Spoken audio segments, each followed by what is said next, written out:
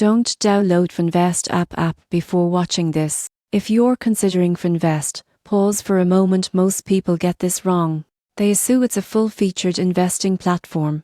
But the surprising truth is that Finvest is primarily geared toward micro-investing and robo-advisory services, which comes with both pros and cons. Finvest automatically allocates your money across ETFs and low-cost funds based on your risk profile. This is perfect if you're a beginner who wants a set-it-and-forget-it strategy. However, the downside is limited customization.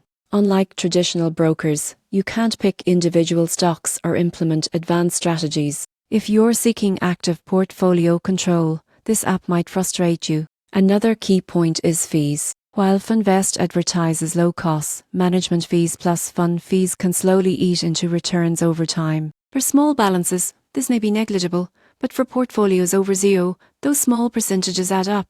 Also, withdrawals are usually quick but may be subject to processing times depending on the fund structure. Security is solid and the app is regulated, giving peace of mind for casual investors. However, the simplicity comes with trade-offs. You won't find tax loss harvesting tools, advanced reporting, or complex asset allocation options. It's designed to make investing easy, not sophisticated.